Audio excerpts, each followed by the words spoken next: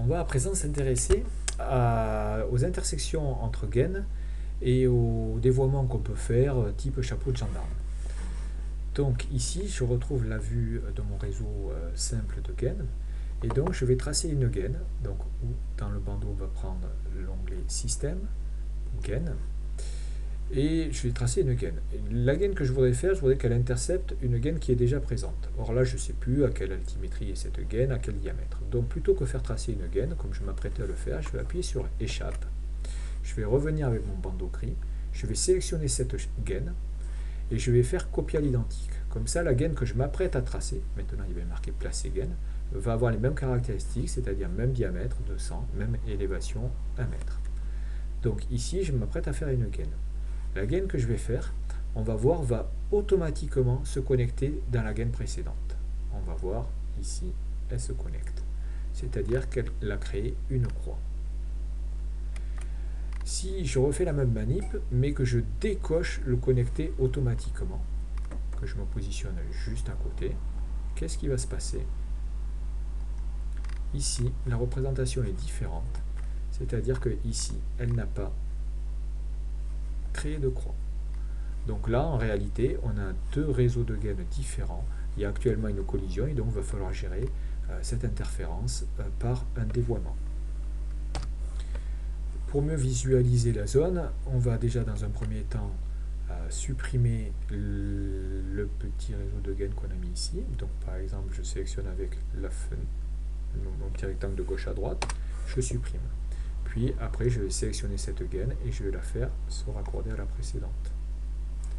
Ensuite, ce petit réseau de gaines là, je vais le décaler comme ceci. Là j'ai un petit souci, je vais le resupprimer parce qu'il y a eu, hop, je vais bien refaire une gaine à l'identique.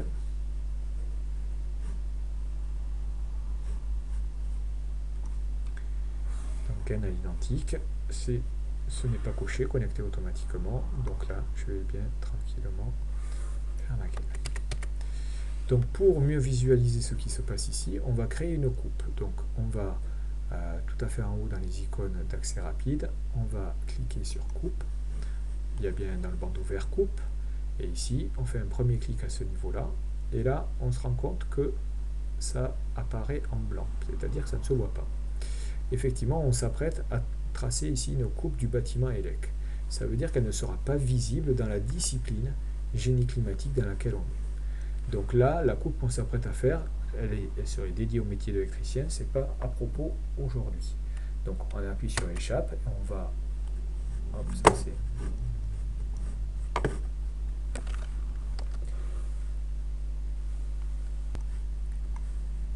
donc on va reprendre l'outil coupe, mais quand on prend ici l'outil coupe, on regarde les propriétés et ici on va prendre une coupe du bâtiment génie climatique. Et à ce moment-là, quand on va faire notre premier clic, on va bien voir apparaître le plan de coupe qui convient. On va faire un plan de coupe comme ceci, et donc avec cette largeur-là. On appuie une première fois sur échappe, on voit que le bandeau est devenu gris. Quand on survole l'extrémité de la flèche bleue, on peut afficher directement le résultat de cette coupe. On double-clique, voilà le résultat.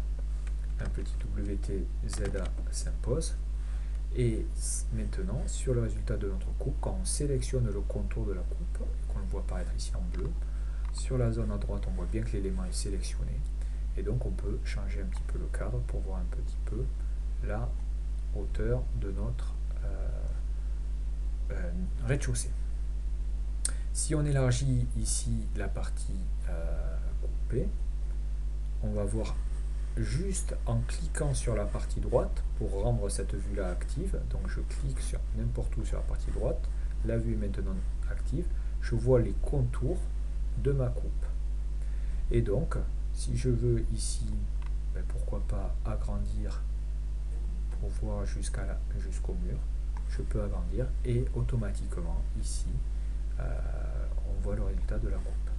Je peux donc à ce niveau là aussi un petit peu réduire sur le côté à gauche.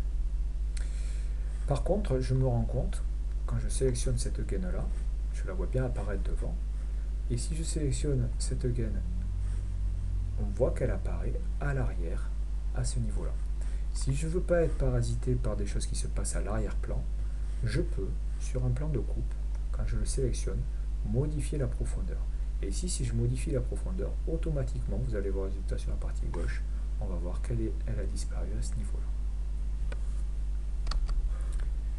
Maintenant que notre coupe est bien réalisée, on va pouvoir s'intéresser un petit peu au chapeau de gendarme pour notre gaine. Donc on va sélectionner notre gaine et on va dessiner sur la coupe. Donc on sélectionne à ce niveau-là notre gaine et on va réduire par exemple la largeur.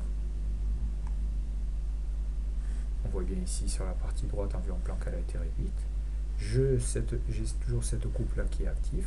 Je fais un clic droit en visant l'extrémité de ma gaine. Je vais faire dessiner une gaine. Et là, je vais partir par exemple sur un angle à 45 degrés. Donc là, il est marqué 49, mais je sais qu'il va faire 45 degrés car je n'ai que des coudes à 45. Puis ici, je vais partir sur une horizontale, là aussi 45, là aussi 45. Et là, je me rends compte que j'ai une suggestion pour poursuivre et m'aligner avec la gaine horizontale de gauche. Donc je la garde, cette suggestion, et je vais cliquer pour allonger. Et ici, je récupère ma partie horizontale. J'appuie à présent sur échappe, une deuxième fois, et donc j'ai maintenant une forme que je peux modifier à ma guise en sélectionnant. Et si je veux modifier, je peux déplacer avec, là, je n'utilise pas la souris, j'utilise le clavier, c'est-à-dire je peux faire avec la flèche gauche de mon clavier, la flèche vers le bas de mon clavier, comme ça je peux positionner le coude où bon me semble. Et là, même façon pour ce coude-là, alors là je vais un petit peu gagner du temps, je vais sélectionner les trois coudes, voilà, les deux coudes, pardon, et je vais les déplacer. Alors je peux faire juste une flèche, ou si j'appuie sur Shift et la flèche, ça fait un pas chassé un peu plus important. Voilà, et juste à la flèche, on peut comme ça modifier. Là, je vais zoomer un petit peu, et en appuyant sur Tab, je peux sélectionner, par exemple, que ce bout de gaine-là, et je peux le descendre si je veux un petit peu mieux tangenter l'autre gaine. Le résultat nous convient, on peut à présent le positionner sur la feuille. Donc là on voit que la coupe 1 a été créée, on va la renommer, cette coupe 1, on va la laisser en coupe CVC 01, où il y en aurait d'autres, et on va l'appeler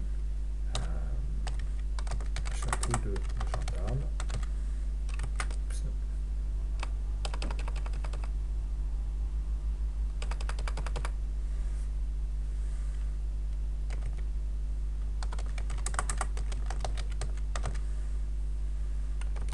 Et on va donc pouvoir la positionner sur notre feuille.